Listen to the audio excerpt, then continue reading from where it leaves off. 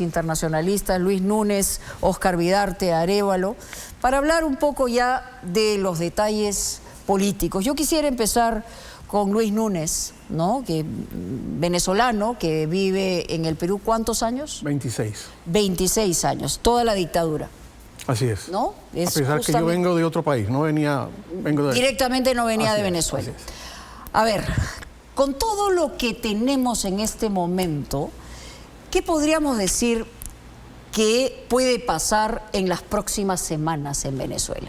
Con todo lo escuchado, con todo lo vivido. Ya, tú lo dijiste al inicio cuando hablaste de una transición por capítulos. Este es el primer capítulo. Por ejemplo, yo estoy optimista, pero no estoy satisfecho. ¿Ya? Porque claro, uno tiene familia allá y uno pensaba que lo de ayer iba a ser más acelerado. Más rápido. Más rápido.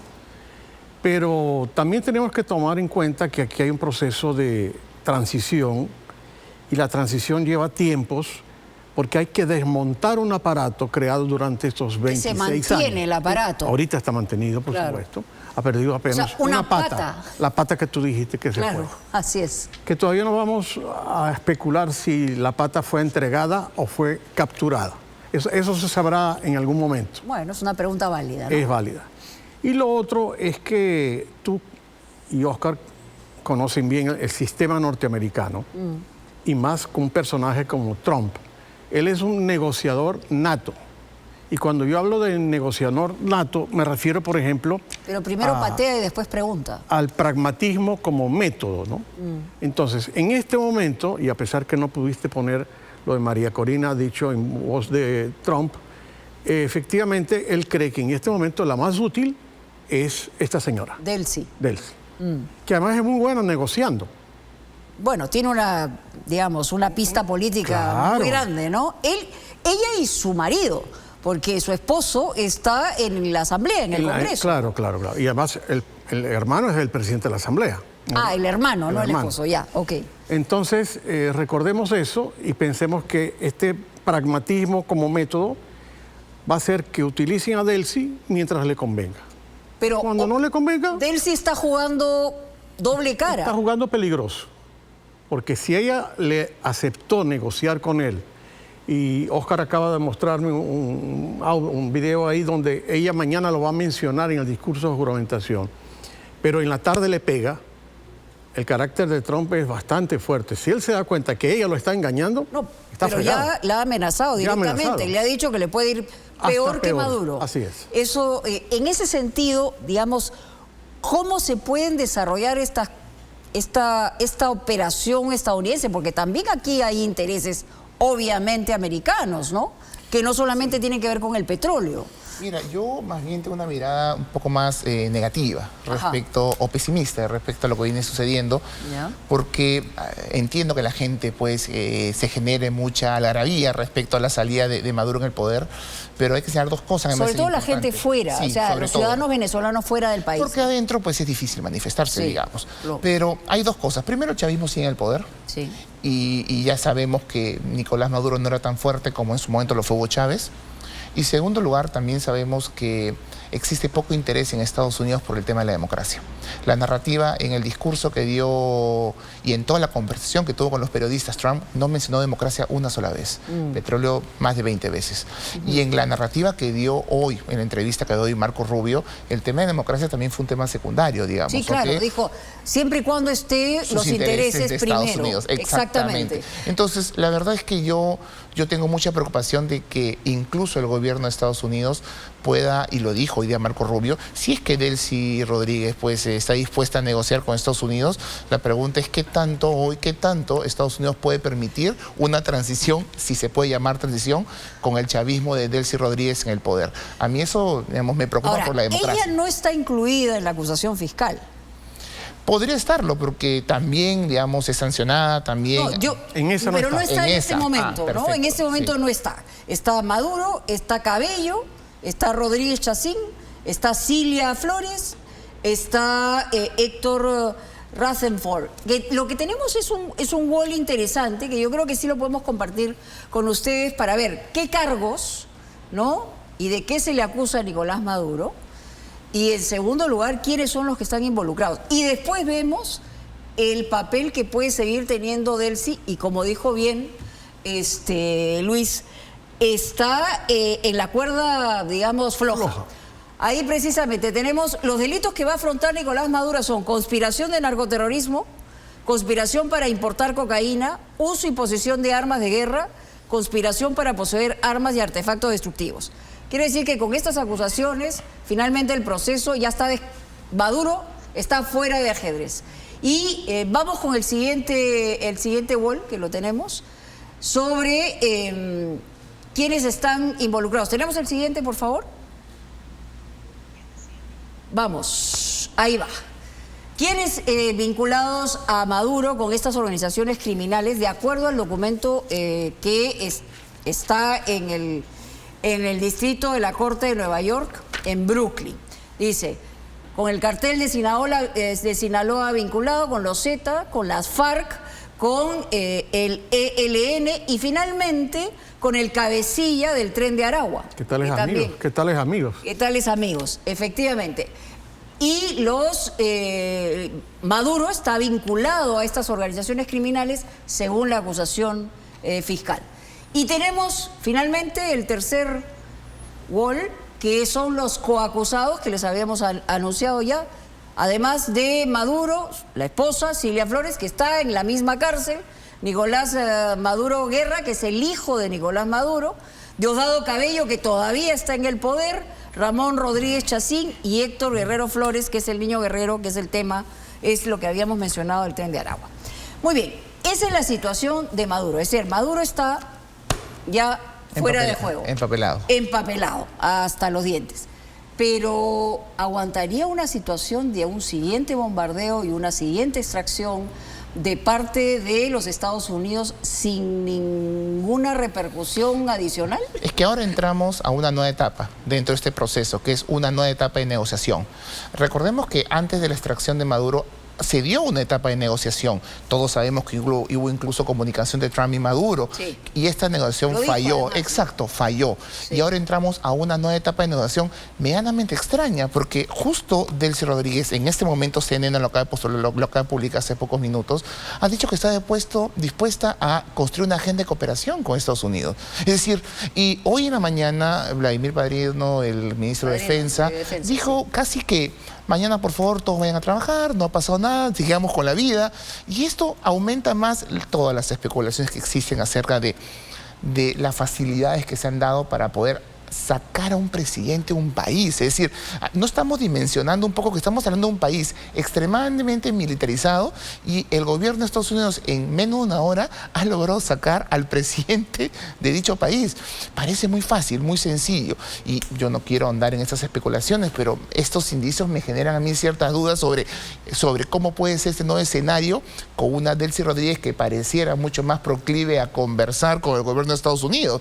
¿Hacia dónde iría la tradición de Venezuela en ese contexto? Pero queda claro, no sé, Luis, que la información viene de adentro, la negociación viene de adentro, ¿no? Trump, le queda claro, lo escuchábamos también al periodista venezolano, a Efraín, que decía, bueno, realpolitik, el pragmatismo de Trump es entre comillas, ¿no? Y en paréntesis, fuera de serie, algo que no hemos conocido antes, pero en Estados Unidos ha habido momentos históricos donde evidentemente han sentido que América es parte no solamente de su patio trasero, sino es parte de los Estados Unidos y de su influencia. Por eso la llaman América. Por eso, claro, claro. Ahora, ¿cuánto le durará a Delcy y a sus secuaces esta narrativa mentirosa?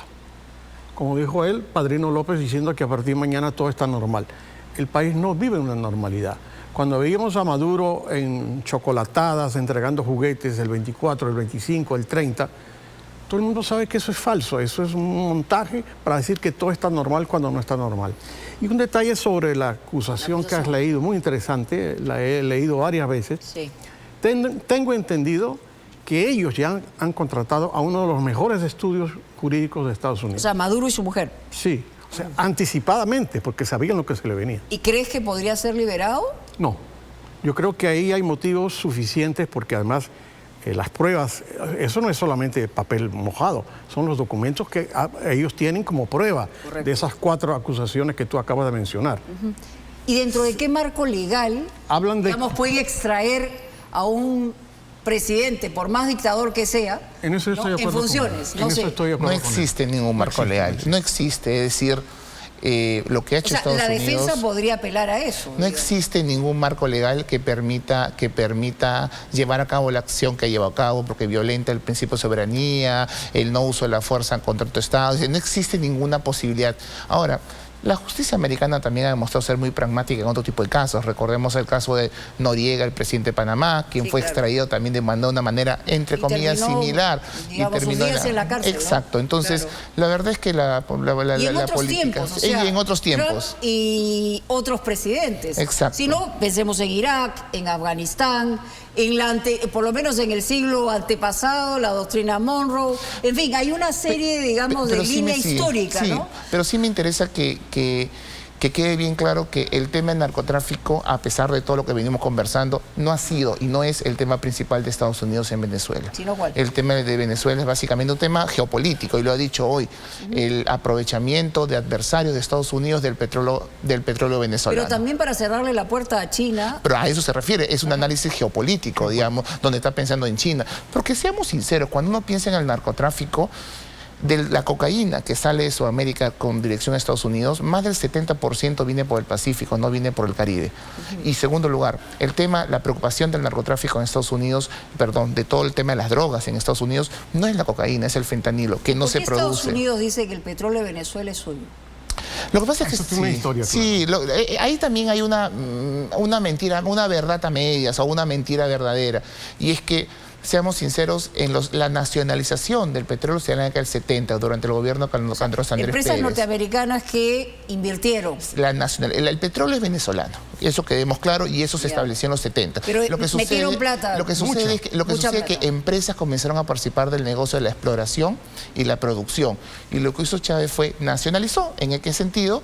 Quería tener una participación mayoritaria del Estado. Correcto. Hay empresas como Chevron, que aceptó las nuevas reglas de juego, y otra empresa como... Y siguió operando. Y siguió operando hasta el día de hoy, y otras como ConocoPhillips, que dijeron no, y entraron en procesos judiciales y que Venezuela no ha pagado. Es un tema completamente ilegal, pero eso también debería llevarnos a un tema que es importante, y es que hace más de un siglo, más o menos, no se ve una intervención por razones económicas. Y lo que estamos viendo acá también, a partir de la narrativa de Trump, es que la intervención tiene entre sus causas el hecho de que empresas norteamericanas se vieron afectadas por las nacionalizaciones llevadas a cabo por el gobierno chavista. ¿Qué es lo mejor que le podría pasar en este momento a Venezuela? Una transición rápida, que se reconozcan las elecciones del 24, que Delcy Rodríguez asuma e inmediatamente convoque a otras elecciones. O sea... Entiendo lo que está pensando Trump y está pensando el gobierno norteamericano, pero digamos... Eso sería lo ideal, pero no creo que vaya a pasar. Y además hay un detalle aquí que a veces olvidamos. Aquí no estamos juzgando a Maduro el político, sino a Maduro el delincuente, con esos 4 cargos que tú has mencionado. Sí. Entonces, los procesos son complicados, la transición va a estar lenta, y creo que Delcy la va a tratar de manejar hasta donde pueda. Pero los norteamericanos, cuando se sientan engañados, no te vuelven a confiar nunca. Para el norteamericano la palabra empeñada es fuerte, esa tradición británica. Si yo te vendo un apartamento, nos estamos tomando un café y tú me dices, ya te lo vendí, ya está, mañana iré a la notaría, pero ya la palabra empeñada está. Y esa tradición británica se ha ido a los Estados Unidos. Cuando tú le dices a un gringo algo y no le cumples, mueres. Y creo que ella va por ese camino. La transición para ella se va a acabar si su lengua se dispara y no cumple con los acuerdos. Porque además... Pero quedan otros dos, o sea, ahí, ¿no? Yo creo que lo de Diosdado es una cosa imposible de permanecer. Ahí el mayor violador de derechos humanos. ¿Y crees que puedan negociar con Estados Unidos o está muerto ya? Digamos, teóricamente, ese es peor, ese es piraña. Ese es piraña que no negocia.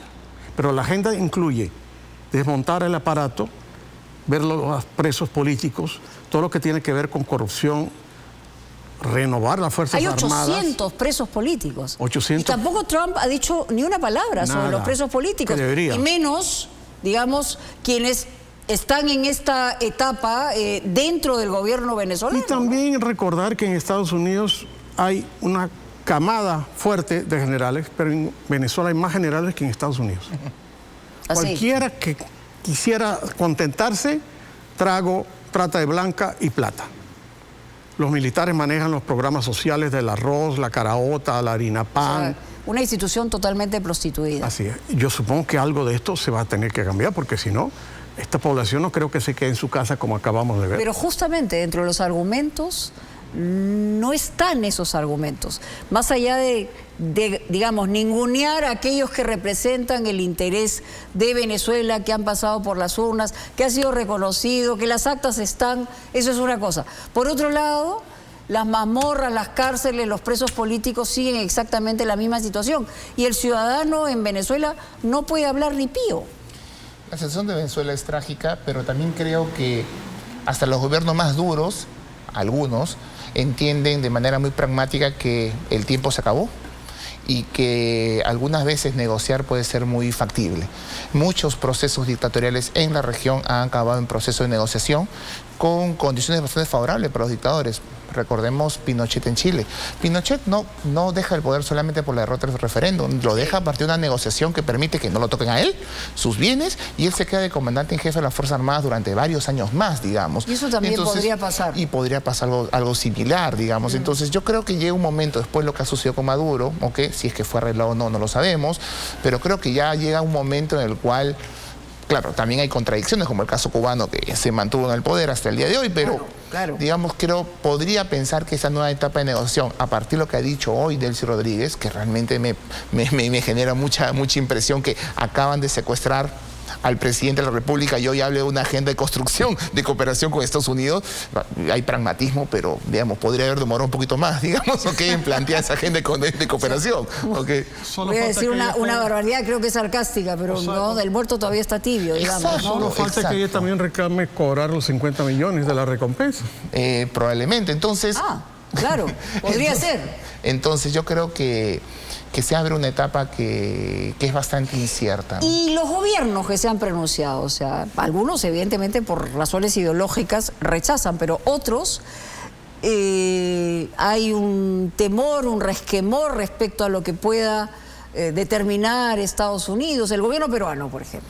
Mira, ¿no? yo creo que la región se divide en dos, entre un grupo de países que claramente han apoyado la intervención armada y otros que, cuestionando lo que sucede en materia democrática en Venezuela, han claramente cuestionado, ¿no? Han ido en contra de lo que ha hecho Estados Unidos. Entonces, los que están a favor, pero los que están en contra no es que soporten a Maduro, ¿no? Claro. Sino que están en contra de la intervención, ¿no? Entonces, a mí la verdad es que este es un momento... O sea, el sacar a Maduro tiene un peso moral, o sea, está bien, pero una intervención de esas características abre... y deja precedentes que son muy preocupantes para el mundo. Más aún cuando uno lee, por ejemplo, la nueva estrategia de seguridad nacional de Donald Trump, en la cual claramente reactiva la doctrina Monroe.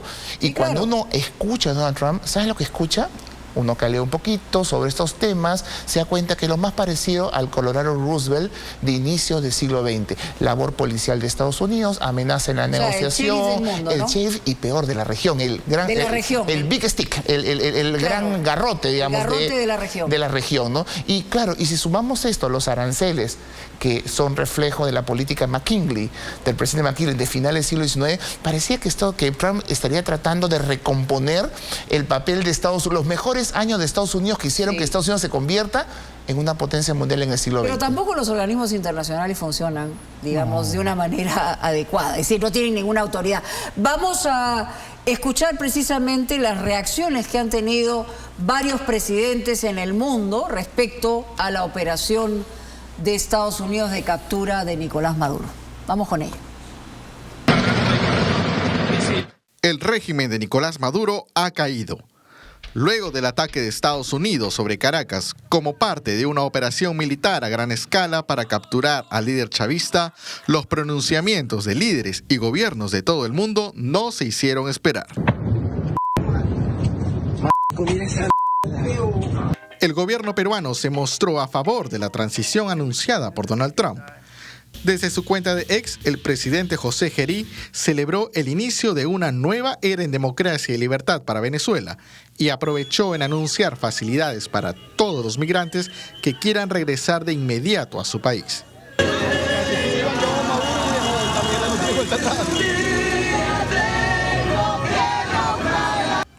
Asimismo, a través de un comunicado oficial, la Cancillería peruana denunció violaciones de los derechos humanos durante el régimen de Nicolás Maduro y confirmó el monitoreo de la situación de la comunidad peruana en Venezuela.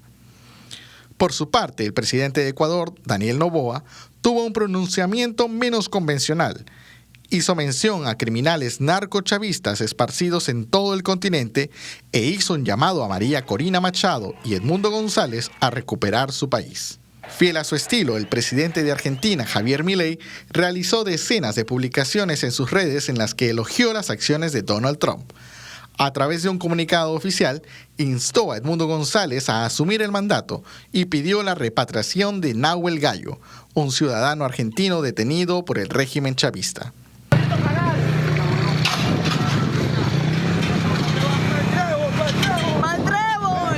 Las Naciones Unidas hizo pública su inquietud por la sorpresiva decisión del presidente estadounidense. La ONU comunicó la preocupación de su secretario general, Antonio Guterres, y calificó lo ocurrido como un peligroso precedente. El presidente de Colombia, Gustavo Petro, rechazó la intervención militar con la que Estados Unidos capturó de madrugada en Caracas a Nicolás Maduro.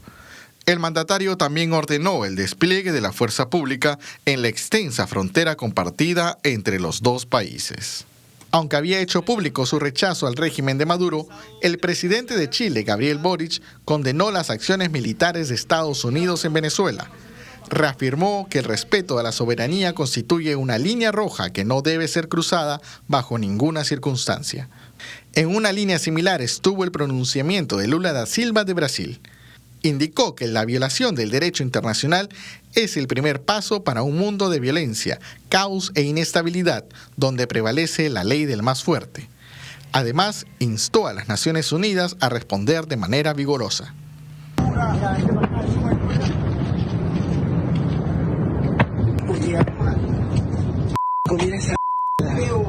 Claudia Sheinbaum de México y el presidente de Uruguay, Yamandu Orsi, rechazaron las acciones estadounidenses, anunciando que sumarán esfuerzos para facilitar el diálogo y que seguirán de cerca los próximos acontecimientos. Rusia, uno de los principales aliados de Venezuela, condenó la acción militar de Estados Unidos, al afirmar que no había justificación y que la hostilidad ideológica había prevalecido sobre la diplomacia. Por su parte, China pidió a Estados Unidos que libere de inmediato al presidente venezolano Nicolás Maduro y a su esposa. El portavoz del Ministerio de Relaciones Exteriores de China agregó que la acción estadounidense es una clara violación del derecho internacional, mientras que el presidente de Cuba, Miguel Díaz-Canel, demandó una reacción urgente de la comunidad internacional ante estos ataques efectuados en horas de la madrugada en la ciudad de Caracas. Donald Trump aseguró que Estados Unidos quedará a cargo del gobierno venezolano hasta concretar una transición. Sin embargo, aún no se conoce quién asumirá dicha función. Cuando ello ocurra, se espera una nueva oleada de pronunciamientos en la región. Bueno, muy bien, un repaso rápido de las reacciones, pero justo nos mencionaba Óscar Vidarte aquí, lo que había sacado CNN a propósito de las declaraciones de Delcy Rodríguez, ¿no? Abro comillas. Presidente Donald Trump, nuestros pueblos y nuestra región merecen la paz y el diálogo, no a la guerra. Ese ha sido siempre el predicamento de Nicolás Maduro y es el de toda Venezuela en este momento. Esto fue en un mensaje que ha sido difundido a través de un canal oficial en Telegram. Y abro nuevamente comillas. Nuestro país aspira a vivir sin amenazas externas en un entorno de respeto y cooperación internacional. Creemos que la paz global se construye garantizando primero la paz de cada nación. Extendemos la invitación al gobierno de los Estados Unidos a trabajar conjuntamente en una agenda de cooperación. Claro, tienes absolutamente razón, porque ahí se ve claramente que está negociando, aunque después salga y diga lo contrario, que tienen que liberar a Maduro, en fin, y que rechazan toda la acción y la operación militar de los Estados Unidos. Sobre los presos políticos. No, ni una, ni media. Yo te voy a dar mi opinión final. Yo creo que esta luna de miel va a terminar antes de llegar a la cama. Eso es lo que yo pienso. Y vamos a explicarlo un poquito más. O sea, esta narrativa edulcorante de que todo está bien con el imperio que secuestró a su mejor amigo, hace 2 días, ¿no? Sí, claro. Eso se va a acabar con la realidad, porque ellos siguen esta narrativa mentirosa, que les ha funcionado estos 26 años, pero yo creo que ya no. Pero se va a acabar con la realidad, ¿por qué? ¿Porque los van a derrocar también? ¿O porque algo distinto va a ocurrir dentro de este régimen que todavía sí, van a apretar más y confío en la palabra de Maduro de que él no tendría, o sea, de Trump, que él no tendría ningún problema en volver a incurrir en una segunda entrada militar, lo cual es terrible, porque tal vez en esa segunda entrada sí se habría dado más muertes civiles y bajas, ¿no? Bueno, todavía no sabemos exactamente. Según Cuba, han muerto 32 cubanos, pero no sabemos cuántos heridos más puede haber, ¿no? Por cierto, esta entrevista que tú hiciste con la joven reportera periodista de Venevisión Diana Martínez, y con el otro joven, con Efraín, sí. Ellos no pueden declarar eso en su canal. O sea, Venevisión no puede pasar ese mensaje. Claro, no puede. Yo sé que Venevisión es un canal muy querido por todos los venezolanos, pero lleva años secuestrado por novelas venezolanas porque no se puede. No se puede emitir ningún tipo de opinión. Es claro lo que dijo el periodista, que de ninguna manera podían nadie expresarse. Por eso él estaba feliz hablando contigo.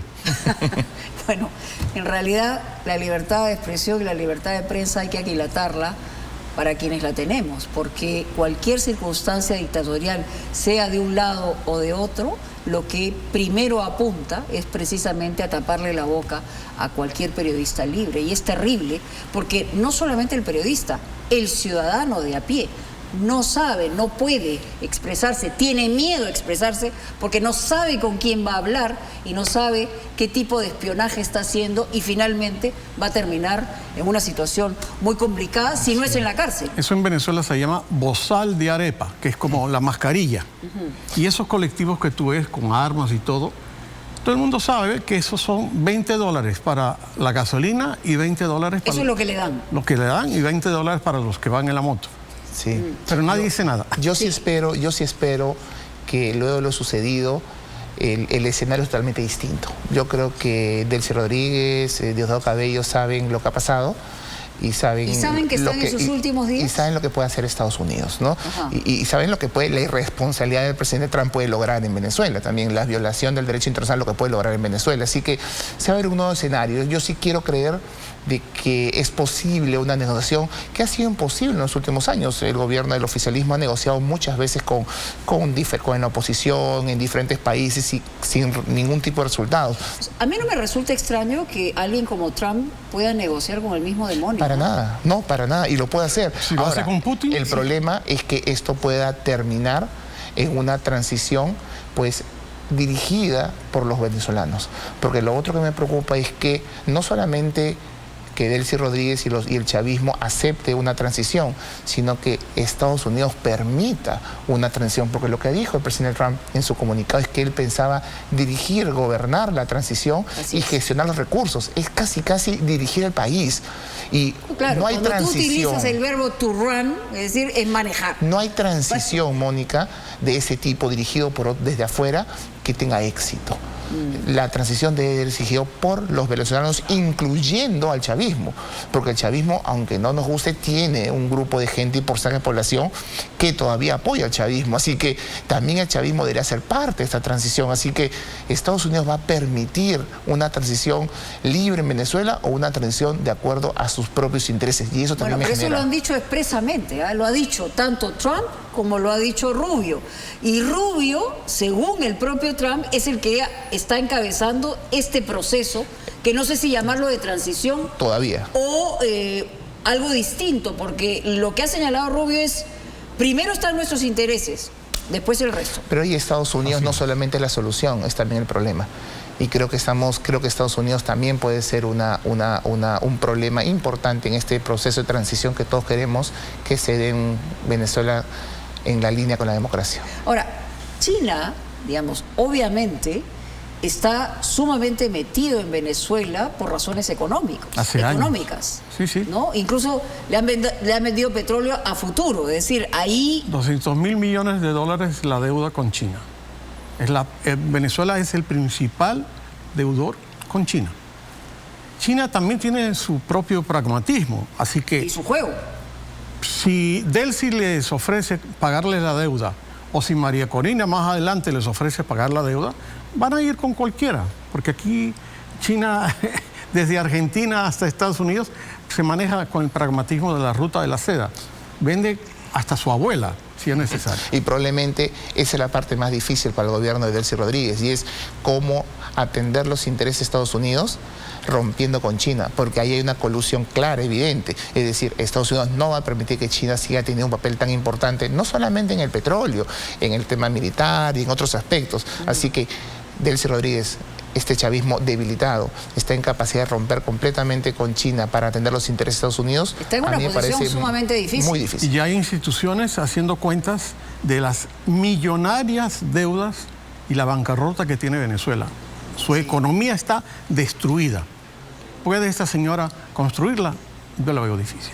Vamos a escuchar qué dijo Edmundo González, porque, claro, no ha sido nombrado por Trump, pero es el presidente elegido en el año 2024 por los venezolanos. Así es. Y eso está absolutamente probado. Documentado. Pero ¿qué dijo? Se ha demorado un poco, en realidad, o varias horas, porque esto ha venido acompañado de un comunicado de la propia María Corina. Se ha creado, a partir del día de hoy, justamente hablando de Edmundo González, se ha creado una página que vamos a mostrar en pantalla, ahí la vemos, que se llama Vocería Oficial de Venezuela, ¿no? De Edmundo González y María Corina Machado. Y efectivamente es para tener la oportunidad de comunicarse directamente con los ciudadanos venezolanos en el mundo entero. A propósito de lo dicho, primero que pasaron muchas horas luego que Trump señalara, primero a él ni lo mencionó, a González. Y en el caso de María Corina dijo que estaba muy bien, que era buena gente, pero que no la respetaban en la nación. Entonces, esa demora también dejó muchas horas, digamos, de debate, de discusión. Pero ¿qué posibilidades tienen reales de que esto pueda ser viable como gobierno? Luego los republicanos, otros republicanos, han resaltado la labor de María Corina Machado. Pero si en algo estoy más o menos de acuerdo con Trump, es el papel que puede jugar María Corina Machado en un momento de transición. ¿Por qué? Esa es la pregunta. Sí, ¿no? porque nadie quiere desmerecer la valentía y su liderazgo en este momento. Sí. Pero también es que ella representa a un sector de la oposición, donde hay muchos sectores. Cuando hablamos de la oposición venezolana, no es algo tan dividida, no es algo tan homogéneo y debilitada por el propio chavismo, dicho ese paso. También. Pero ella representa sectores bastante duros dentro de esa oposición, que hoy asume el liderazgo, pero un proceso de transición es algo totalmente distinto, ¿no? Y ahí hay sectores mucho más moderados, como el mismo Capriles, como el mismo López, y ella representa sectores mucho más duros, más combativos, que en su momento pueden haber servido en su enfrentamiento con el chavismo, pero no estoy tan seguro que generen ese consenso que se debe requerir en este tipo de escenarios de transición. Serían, ¿no?, para un momento, digamos, posterior a una transición, eventualmente. Estoy pensando en algo así, ¿no? Ahora, la Constitución venezolana, más allá de que haya sido manoseada permanentemente por el régimen y que siga haciéndolo, si mañana le encargan el gobierno a la señora Delcy Rodríguez, ¿ella está obligada a convocar elecciones? No. Si se da la ausencia total del presidente Maduro... Porque esta es temporal, digamos, que entre comillas, ¿no? Claro, la sala electoral del Tribunal Supremo utilizó sus buenos abogados para lograr esta salida, que ya la había logrado cuando se enfermó Chávez respecto a Maduro. Maduro estuvo un tiempo encargado. Ya. Entonces, ahora ella vuelve a encargarse, porque si... Por 3 meses, entiendo, dice la Constitución. Sí, y seguramente le darán otro... dar la vuelta. El asunto es que si ella hubiera sido juramentada como presidenta, tiene un mes para convocar elecciones. Y no lo van a hacer. Ok, mientras sea encargada, no tiene la obligación de convocar elecciones. Así es. Si fuera, digamos, presidenta, sí tendría que convocar elecciones inmediatas. O al mes. Y con este Consejo Supremo Electoral, o Jurado Nacional de Elecciones, yo no convocaría ni siquiera a la Junta de Padres de una PAFA. O sea, nada que ver. O sea, porque todo además está tomado por el régimen. Todo está secuestrado. Por eso es que mucha gente no entiende. Y yo comprendo que esto de la invasión, la extracción, meterse en el lugar de otros países. Pero es que la sociedad venezolana está secuestrada. Tú levantas un dedo... O sea, sí se justificaría, según Lamentablemente sí. Y yo sí me la juego por María Corina. Yo creo que el momento de María Corina ha estado, primero, ganar unas primarias a pesar de todo lo que le hicieron, meter una candidata como ella que no fue aceptada, meter a otra candidata que tampoco fue aceptada porque el gobierno no quería. Pensaron que este viejito, así con cara de abuelo, buena gente, iba a pasar desapercibido. Y mira, le ganó a Maduro en su propia mesa. Y yo sí me la juego para que ella en un futuro, cuando esta transición que hablamos al inicio es un proceso por tiempos, cuando se dé este desmontaje del chavismo, que yo estoy de acuerdo en un porcentaje del chavismo, como aquí. Aquí todavía a veces yo tengo discusiones con gente del velasquismo, ¿no? Sí, claro, bueno, en términos políticos eso puede pasar, pero a mí lo que me preocuparía es que esta transición, ¿no?, pueda durar mucho tiempo, y allí es donde pueden haber espacios para negociaciones no muy santas, ¿no? Estoy contigo absolutamente de acuerdo. Sobre todo considerando lo que por lo menos el gobierno de Estados Unidos ha sido muy transparente, los intereses que ellos tienen en juego. Sí, bueno, no ha quedado duda, porque por ejemplo, Trump lo ha dicho, dijo, voy a bombardear, puedo atacar, ya cuídate tú, Maduro, y lo ha hecho, ¿no? Decíamos tras de cámaras qué tanto le puede importar a Estados Unidos los presos políticos, tema que prácticamente no apareció en su narrativa, ¿no? Y que resulta fundamental. Pero eso sí me preocupa, o sea, me preocupa profundamente, mucho, porque en algún momento Estados Unidos representó, ¿no?, una inspiración democrática. Sí, entonces, esa circunstancia de no pensar en quienes están ilegalmente apresados, torturados, que importen sobre todo los intereses económicos, materiales, por sobre el ser humano, Mónica, eso es una situación compleja. Ese es el fin del orden liberal liderado por Estados Unidos de la post-Segunda Guerra Mundial. La democracia, el libre comercio. Y ahí no encaja el tema de izquierda, caviar, ni nada. O sea, es un tema principista. Por esa razón, del 4 de julio. Por esa razón, a mí me preocupa mucho lo que ha hecho Estados Unidos, porque no podemos legitimar, aunque se diga que esta situación de Venezuela es exclusiva o era una situación muy particular, no podemos legitimar este tipo de acciones. Yo te pongo como ejemplo, el Perú en los 90 era un país autoritario, corrupto, con violaciones de derechos humanos e inclusive con vínculos con el narcotráfico. Eso ameritaba una intervención de un país, de una potencia mundial en el Perú. Vamos a decir, no, obviamente no. Y no quiero comparar al Perú de los 90 con la Venezuela de hoy, pero la verdad es que el Perú era un aliado de Estados Unidos. Perú era un aliado, estoy comparándolo con elementos muy evidentemente, claros. O sea, cualquier autocracia o dictadura. Y con contenidos muy parecidos. Incluso el Perú le vendió armas a la FARC. Y ese Perú era un aliado de Estados Unidos. Entonces, hasta que Estados Unidos bajó el dedo y podemos legitimar una acción de esa naturaleza en una región en la cual hace un par de meses Estados Unidos amenazaba a Panamá con invadirlo. Es decir, estamos en eso. Y ahora amenazan a Groenlandia con invadirlo. Y mañana puede ser otro país que atente contra sus intereses. Pensemos en Shanghái. No sé. En fin, yo lo que digo, digamos, como corolario es que sí, moralmente Maduro debía caer hace mucho tiempo. Totalmente. El régimen chavista debía caer. De acuerdo. Los ciudadanos venezolanos en el mundo tienen derecho de volver a su país, de reencontrarse con su familia. Nadie tiene derecho de quitarle la libertad a ningún ciudadano ni a ningún país. Y claro, las repercusiones en América Latina pueden ser muy grandes, ¿no?, si esto se sigue también naturalizando, por un lado y por el otro. 30 segundos cada uno para que una reflexión final sobre la situación. Bueno, que este año Estados Unidos cumple 250 años de la firma de su Constitución. No es poca cosa lo que va a pasar el 4 de julio. Sí. Ya, por cierto, Trump ha dicho que va a ser un gran acto de masas porque es el país más poderoso de la Tierra.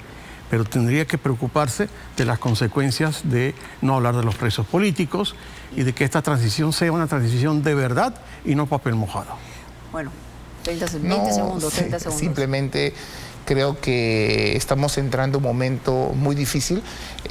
Recordemos que todavía le faltan 3 años al gobierno de Donald Trump y este primer año ha sido muy activo, por decirlo de alguna manera, y creo que para la región, considerando la estrategia de seguridad nacional, se vienen tiempos difíciles que merecerían mayor nivel de coordinación entre nuestros países que no está existiendo y que debería haber. Es verdad.